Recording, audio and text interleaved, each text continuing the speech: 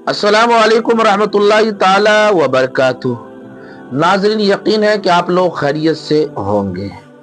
جیسا کہ آپ لوگ کو معلوم ہے کہ ہم آپ لوگ کے لیے ویڈیو لاتا رہتا ہوں، آج بھی آپ کے لیے ایک ایسی ویڈیو لایا ہوں۔ آپ لوگ ویڈیو کو زیادہ سے زیادہ شیئر کر دیجئے۔ آج ایک ایسی الگ ویڈیو لایا ہوں کہ جب کسی پر مصیبت آ جائے تو اس وقت کیا کریں۔ آئیے اسی پر سنتے ہیں مفتی سلمان اجری صاحب کا بیان۔ کیا ہی خوبصورت بیان کیا ہے، لاجواب بیان کیا ہے۔ اگر آپ مصطفیٰ چینل پر نئے ہو تو چینل کو ضرور سبسکرائب کر لیجئے اور بیل آئیکن کو ضرور دبا لیجئے، کیونکہ ہمارے آنے والی ویڈیو سب سے پہلے آپ تک پہنچ جائے، اور ویڈیو کو بالکل اسکپ نہ کریں۔ آئیے اسی پر سنتے ہیں مفتی سلمان اجری صاحب کا بیان۔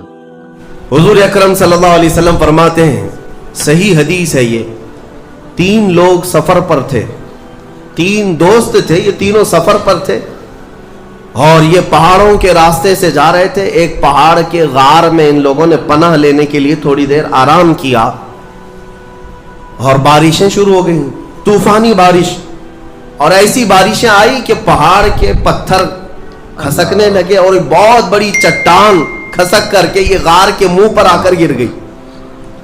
غار بند اور یہ اندر 3 بیٹھے ہوئے ہیں۔ ہاتھ کے ہلانے سے تو پتھر جانے والا نہیں، ایک بڑی چٹان گر کر کے بند ہو چکی، ان کی قبر وہیں بننے والی۔ 3 لوگ ہلا کر کے کیا ہٹا سکتے تھے؟ اب تینوں لوگوں نے کیا کیا؟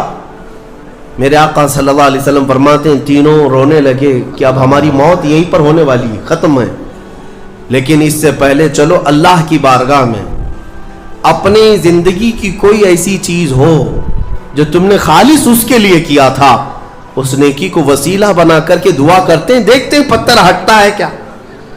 تو تینوں نے اپنی اپنی زندگی کی ایک ایک چیزیں شمار کرنا شروع کیا۔ توجہ چاہتا ہوں، پہلے ایک بندہ سجدے میں گرتا ہے اور عرض کرتا ہے، مولا تو جانتا ہے میری ایک بوڑھی ماں تھی، ماں کی خدمت بہت کیا کرتا تھا، ماں کی بہت تعظیم کرتا تھا۔ ایک دن رات کو جب میں گھر پہنچا تو میرے پاس صرف ایک روٹی تھی اور تھوڑا سا دودھ تھا۔ میرے گھر کے کئی بچے تھے، بچے بھی بھوکے تھے، لیکن میری ماں بوڑھی تھی، تو میں جب بھی گھر رات کو پہنچتا پہلے اپنی ماں کو کھلاتا، اس کے بعد اپنے بچوں کو کھانا دیتا۔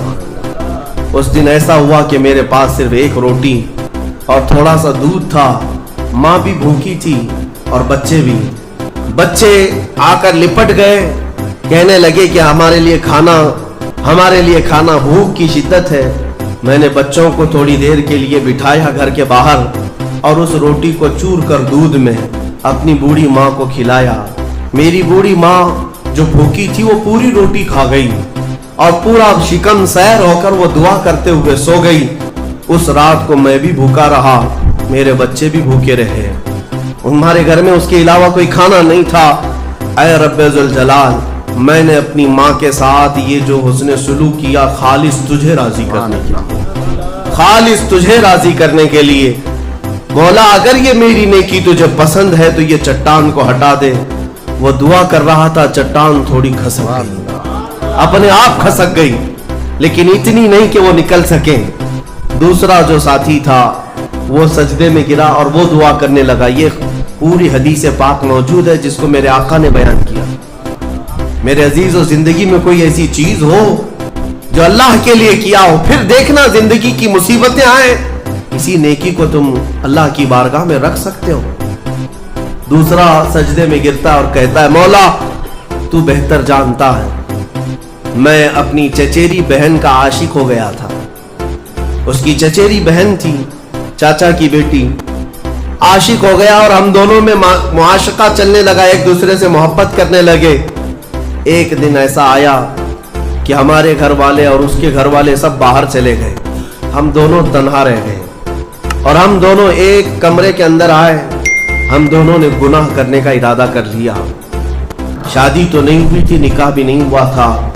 دونوں کھڑے ہوئے गुनाह करने का इरादा ही था कि हम दोनों को अचानक ख्याल आया मेरा रब देख रहा है। सुभान अल्लाह। हम कपड़े उतारे उसके सामने जो हमारे दिलों के हालात भी जानता है। तो वो मेरी चचेरी बहन वो भी रोने लगी, मैं भी रोने लगा और हम एक दूसरे को हाथ नहीं लगाए।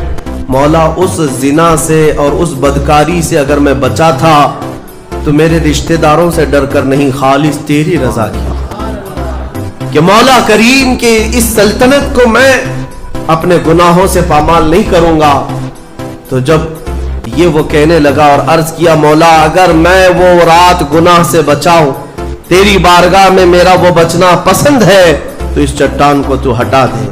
हदीस पाक में चट्टान और खसक गई। तीसरा शख्स था वो सजदे में गिरा और कहने लगा ए रब्बे जुल जलाल, तू बेहतर जानता है मैं एक जमीन और जायदाद का मालिक था, मेरे पास कई मजदूर काम किया करते थे और एक मर्तबा ऐसा हुआ कि मैं महीना खत्म होते ही सारे मजदूरों को उनकी तनख्वाह दे दिया करता।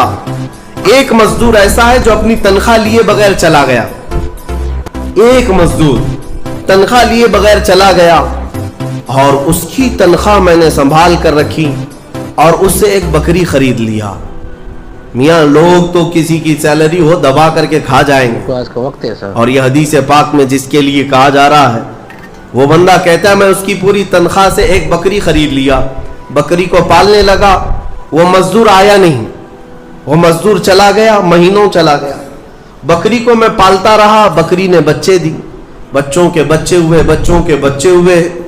ऐ रब्बे जुल जलाल तूने इतनी बरकत दी कि उस एक बकरी से एक पूरा मैदान कई हजार बकरियां भर गई, कई हजार बकरियां कई सालों के अंदर। वो उन बकरियों में न किसी को बेचता था न किसी को ज़बह करता था, सब बकरियां रखा।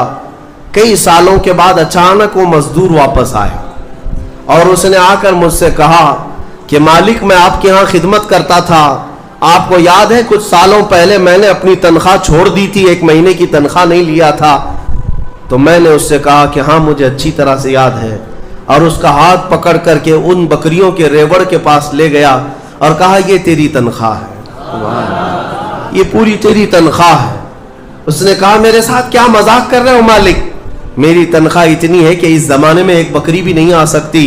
उसने कहा हाँ बिल्कुल तू सही कह रहा है, लेकिन उस जमाने में एक बकरी खरीद ली मैंने और उसी बकरी से अल्लाह ने इतनी बरकत दी, इसमें मेरा एक भी हिस्सा नहीं, तेरी इन बकरियों का दूध तक मैंने नहीं पिया, सिर्फ और सिर्फ तेरे इंतजार में, और ये सारी बकरियां तू ले जा। और वो मजदूर खुशी खुशी अपने पूरे रेवड़ को, आज के जमाने के वो कई लाखों की बकरियां होंगी, वो मजदूर ले गया। अब ये बंदा कहता है ए रब्बे जुल जलाल मैंने ये अमानत अगर संभाली थी तो खालिस तेरी रजा के लिए, मौला सिर्फ तुझे राजी करने के लिए, वरना पैसे खा जाता तो कौन क्या कर लेता, वो मजदूर कौन सा वसूल कर लेता। कहता नहीं मुझे याद नहीं, अब मैं पहचानता भी नहीं, नहीं मौला मैंने तेरी रजा के लिए काम किया, अगर तुझे ये पसंद है तो ये चट्टान हटा दे। हदीस पाक में है उसने जैसी ये दुआ किया पूरी चट्टान हट गई, पूरी चट्टान खसक कर खत्म हो गई, इनका रास्ता साफ हुआ। पता ये चला हदीस पाक का ये मफहूम है। मेरे अजीजों मैं अब आपके सामने अर्ज करता हूं, ऐसी बड़ी बड़ी चट्टानें आज भी हम पर गिर रही हैं, मुसीबतों की चट्टानें, जुल्म की चट्टानें, लोगों के तानो तशनी और लोगों की गाली गलौज की चट्टानें। इन चट्टानों को खसकाने के लिए तुम्हारे पास इखलास वाली कोई नेकी मौजूद है। रब तबारक व तआला की बारगाह में कभी यूं अर्ज करते कि मौला मैंने खालिसतन एक रात तेरे लिए खड़े होकर पुकारा था जब सब लोग सो रहे थे, मैं सिर्फ तुझे राजी करने के लिए इबादत किया, मौला अगर तू राजी है तो इन फिलिस्तीन के बच्चों पर रहम कर दे। हमारे पास ऐसी कोई चीज है जो हम अर्ज कर सकें?